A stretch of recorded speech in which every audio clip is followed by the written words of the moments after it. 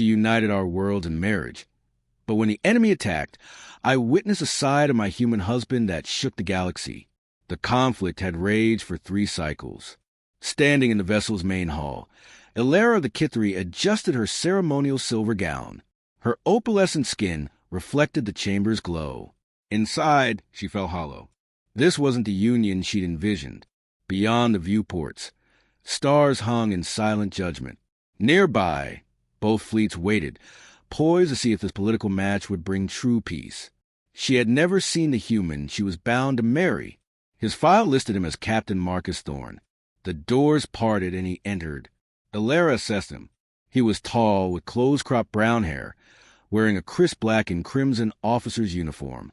His face was younger than she expected, but his gaze held an ancient weight. He moved with the controlled grace of a predator at rest. Marcus halted before her and offered a slight, respectful nod. It wasn't a Kithri custom, but the intent was clear. She returned the gesture. They stood as strangers, their futures now welded by treaty and hope. The human ambassador, an older man with gentle eyes, began the binding words. Elara barely heard them. Her mind was on her homeworld, on her younger sibling Lyson, commanding ships at the border. If this failed, Lyson would return to the fire of battle. The thought was a cold stone in her chest. When the moment came, Marcus took her hand. His skin was warm, almost fever-hot against her cool touch. He spoke his vows in a steady voice, pledging honor, partnership, and a shared dedication to peace. There was no doubt in his tone. Elara recited her own promises, voice unwavering though her twin hearts hammered. It was done. The reception chamber was a sea of cautious faces. Kithri elites wore shimmering adornments, their expressions guarded. Human diplomats offered polite, brittle smiles. The air was thick with unspoken tension. At the high table, Marcus sat beside her. Servants brought dishes from both cultures. Humans sampled Kithri's spice gems and blinked at the intensity. Kithri sipped human wine, startled by its sweetness. Marcus ate little, his eyes constantly scanning the room. Elara noted how he positioned himself to watch every entrance. A soldier's habit, she thought. A grizzled Kithri general approached. His name was Vorath, and he'd lost kin in the war. He fixed Marcus with a frigid stare. "So, you are the human who will share the princess's chambers," he said in Galactic common.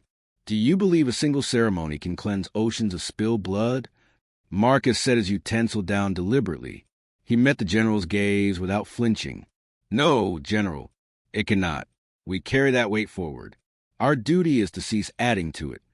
Vorath studied him for a long moment, then gave a curt nod and withdrew. Elara realized she'd been holding her breath. Later, a shuttle delivered them to the neutral outpost that was now their home. Their quarters were comfortable, functional. 2 sleeping rooms, a shared living space, a compact kitchen. A symbol of intended equality. Marcus placed a single bag in the common area. Elara had several cases. He turned to her, and for the first time that day, they were truly alone. "I know this wasn't your choice, Princess," he said, his voice low. "It wasn't mine either, but I gave my oath. I'll honor it. I will strive to be the partner you need in this." Elara studied this human stranger. In her culture, alliances came first. Affection was a distant possibility, yet his words carried a raw sincerity. "I shall do the same," she replied, "for our peoples, for the peace." "I'll take the secondary room," he said. "And you have my word. I will expect nothing you are not ready to give. This bond is legal, but its private meaning is yours to define." The statement stunned her. She had anticipated demands, or at least resumption. He was offering her autonomy. It was unexpected. "Thank you," she murmured. He took his bag and retreated. Elara stood alone, absorbing her new reality. That morning, she'd been in her mother's palace. Now, she was light years away, bound to an alien. She moved the viewport. Out there, warriors on both sides were standing down, going home. This union had purchased that. For now, the guns were silent. In his room, Marcus unpacked his meager belongings, an image of a woman with a smile, his sister Lena, a few data slates, simple clothing. He left everything else when he accepted this duty. He looked at Lena's picture. She was safe. That was the point. He could hear Lara moving next door. My wife. The term felt foreign. Orders were orders, yet this felt like more. If his life could secure countless others, it was a valid trade. He lay down, eyes closed. Tomorrow, the work of peace began. Tonight, he was simply weary of command, of loss, of the relentless calculus of war. Perhaps this could be a new path. The initial days were a careful dance of politeness and distance.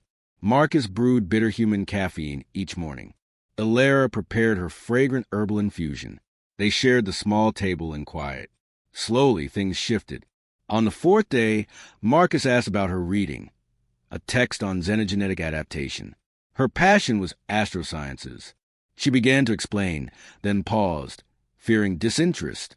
But he leaned in, engaged. Your people perceive a broader light spectrum? He asked. Yes. Your blue is 3 distinct hues to me. Your art is intriguing. You combine shades in ways my eyes cannot parse, yet find harmony. A genuine smile touched his lips. Fascinating. On Earth, some creatures see ultraviolet. I've always wondered about their world. They spoke for an hour. The next morning, he asked about Kithari traditions, her home, her youth. She found herself sharing tales of sneaking from the palace to explore the crystalline canyons, of Lyson covering for her. You were a disruptor, Marcus said, a grin forming. I was inquisitive. There's a distinction. If you say so, princess. His military bearings softened in their private moments. His humor, dry and subtle, sometimes made her laugh. She began inquiring about his past. He spoke of a coastal settlement, of vast, roaring oceans and salt air. Ilara's world had only shallow brine lakes. I'll show you one day, he offered, if you wish. Earth is fierce, but beautiful. A death world, our records say, she noted. Extreme climates, predatory fauna. He shrugged. It's home, visiting other planets. I was unnerved when nothing immediately tried to eat me. 2 weeks in, they reviewed diplomatic communiques. A report detailed a navigational error. Kithari vessels had drifted into human space. Both sides de-escalated with dialogue, not weapons. It's functioning, Ilara whispered, awe in her voice. The armistice. It's holding. Marcus studied the report and nodded. People are weary of conflict. We gave them a reason to stop. We did that. You and I. In that moment, she felt a fundamental change. They were no longer just conscripts of fate. They were allies in a vital cause. That evening, they shared a meal in their quarters. Marcus attempted a human dish and nearly triggered the atmospheric scrubbers. Ilara laughed until her sides ached. They ordered station cuisine instead, sampling from both cultures. Marcus spoke of Lena, an architectural engineer for frontier colonies. Pride illuminated his features. She's why I volunteered, he admitted. The war was nearing her projects. I had to prevent that. Ilara understood completely. Lyson, my sibling, commands a border squadron. Every cycle of fighting. I feared the message saying they were gone. We did it for family, he said, but perhaps we gained something else, too. A comrade, she ventured. I'd like that. Weeks became months. Routines formed.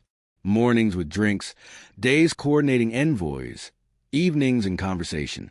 He showed her human cinema. She shared Kithari epic poetry. They debated ethics and compared culinary merits. Ilara observed how others on the outpost regarded Marcus with authentic respect. He aided refugees displaced by the war, repaired a malfunctioning hatch for an elderly couple, tutored a child on orbital mechanics. Why? She asked him one night.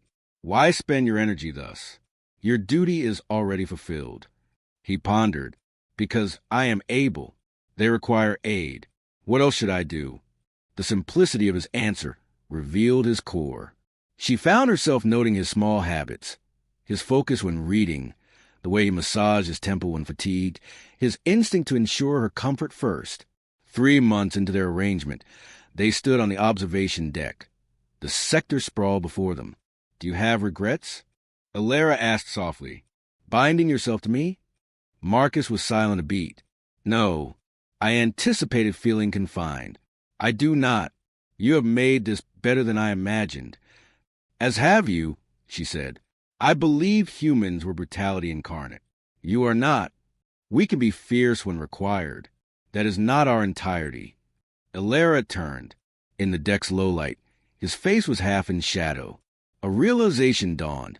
She cared for him, not from obligation. Marcus, I need to say something. I began this expecting polite coexistence, but you matter to me more than I intended.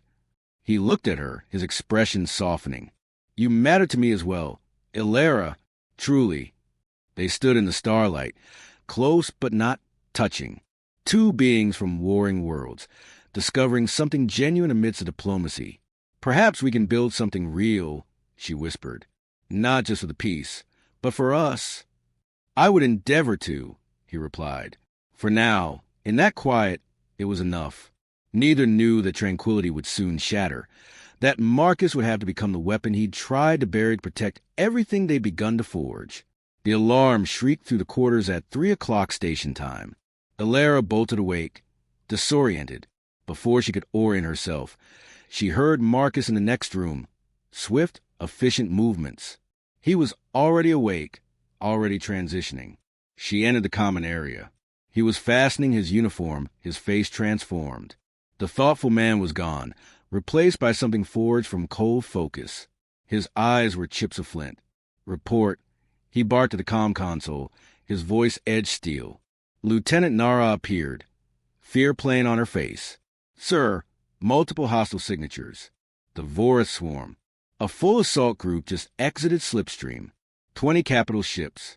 They demand the outpost surrender and the princess. Alara's blood iced. The Vorath were scavengers, waiting for the Kithri and humans to bleed each other dry. Now they struck, and they wanted her. Time to engagement range? Marcus asked, utterly calm. 16 minutes, Captain. Evacuate all non-essential personnel to central shelters. Activate the defensive matrix. Launch interceptors. I am en route to CIC. The transmission ended. He grabbed his sidearm. Marcus, Elara said, stepping forward, the outpost shields cannot withstand a Vorath armada. Their weapons will tear through us. He looked at her, his expression impenetrable. I am aware of their capabilities. I have analyzed them. Proceed to the secure bunker. Lead the civilians. They need to see your courage now. That is your duty. He was correct, and it stung. Marcus. He paused at the threshold, his voice dropping. Elara, I vowed be your shield. That vow stands. Trust me? Then he was gone. Elara guided the frightened crowds to the deep core shelter.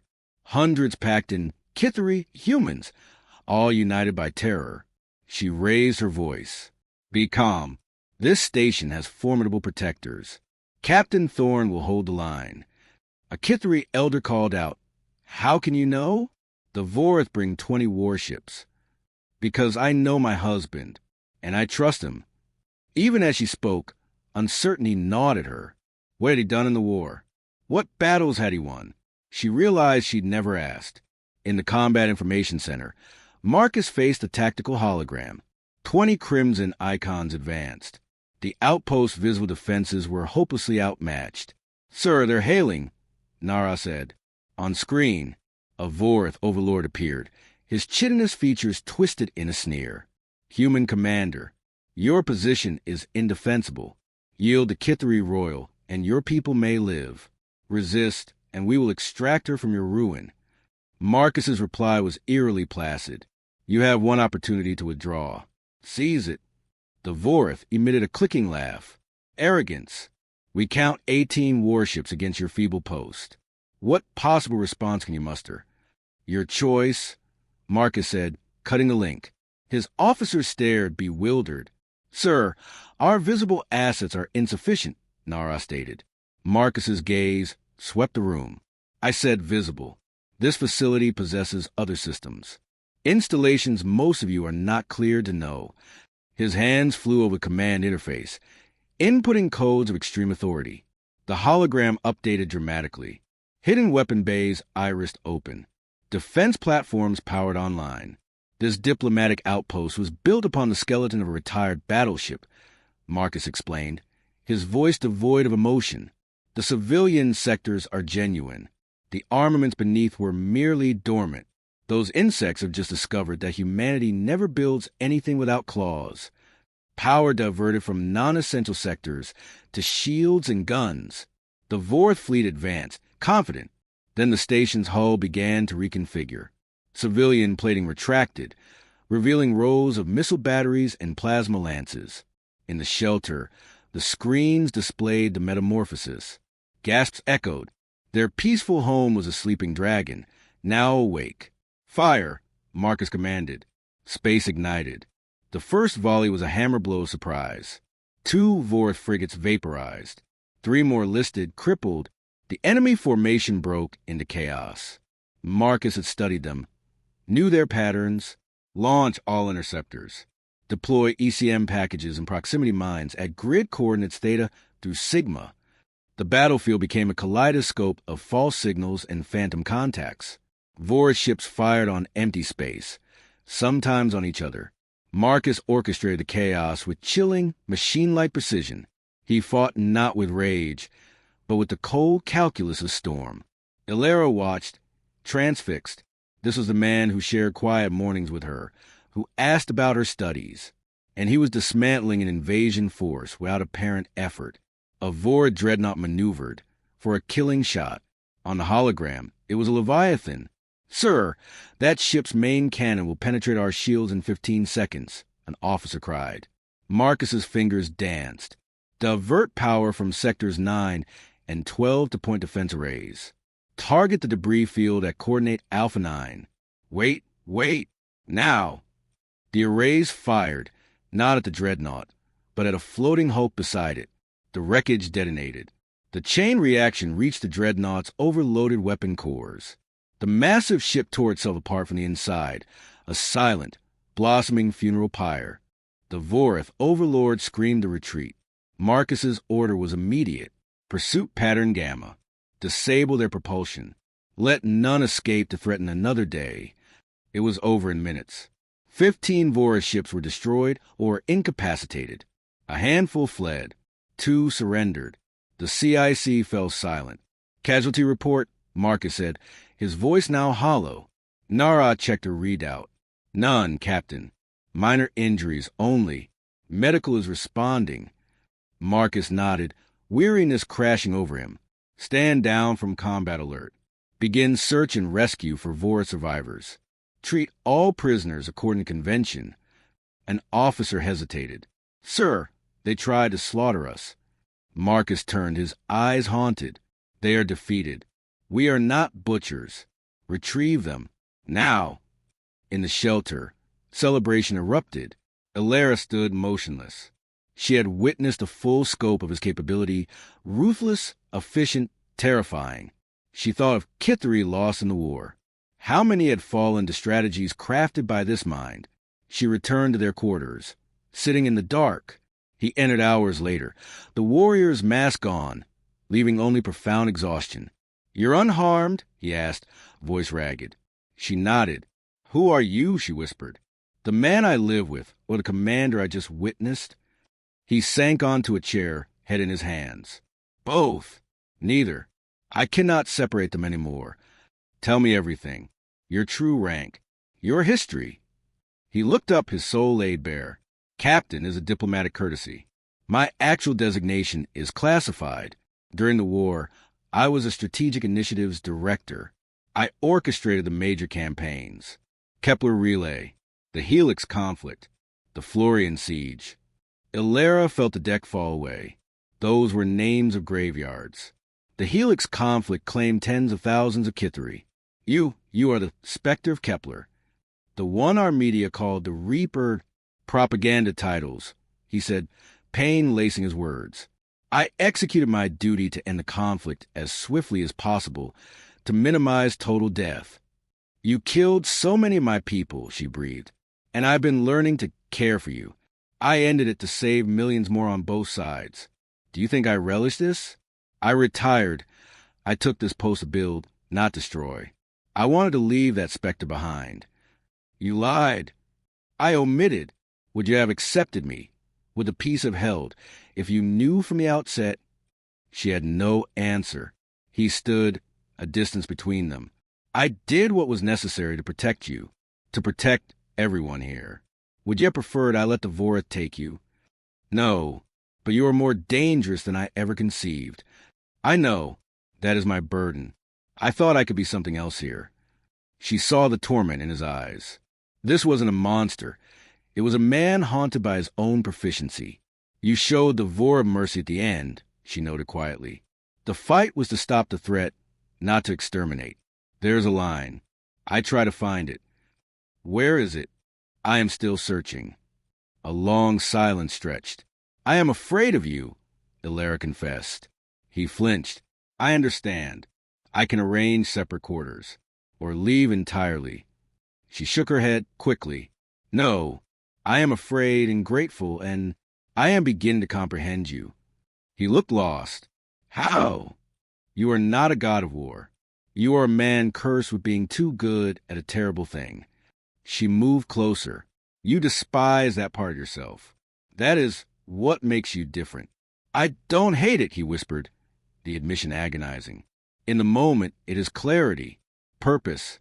The aftermath is what destroys me. The accounting. She sat beside him. Tell me of the war. I need to understand. So he did.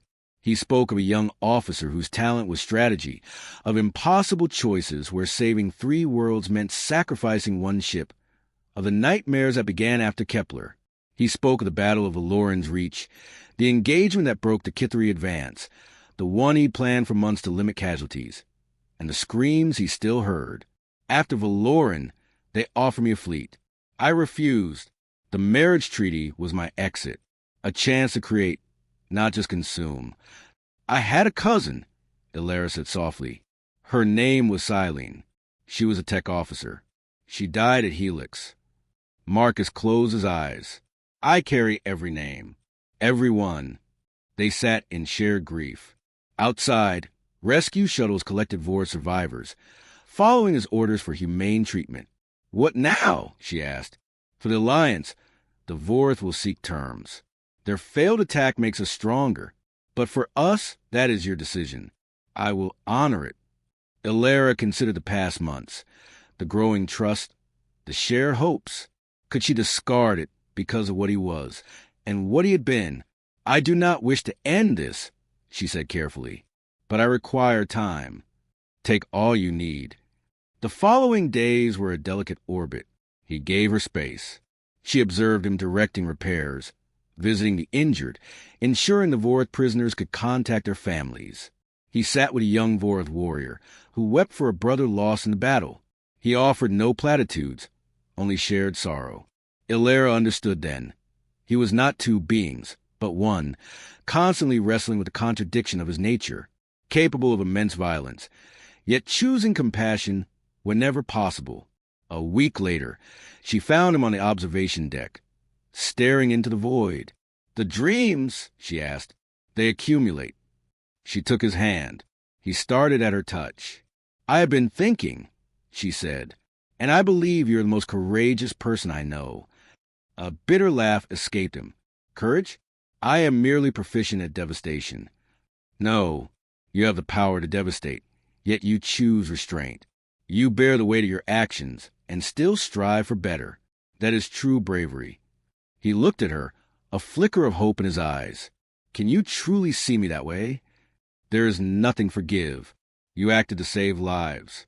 You saved mine. I cannot hate you for that. But my fear remains. It should. It keeps me honest. A faint smile touched his lips. They stood together.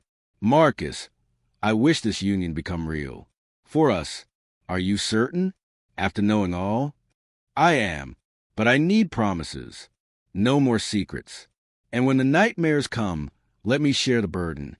His voice thickened. I swear it. Months flowed. The peace solidified, strengthened by the demonstrated might. The Vorath sought alliance, fearing humanity's dormant teeth. Ilera and Marcus worked side by side, diplomacy and partnership weaving together. He still woke trembling from dreams, but now she was there, an anchor reminding him of the peace he was building. Nearly a year after the attack, they shared a meal. His cooking was, as ever, slightly charred. They were laughing when his expression grew solemn. Command contacted me today.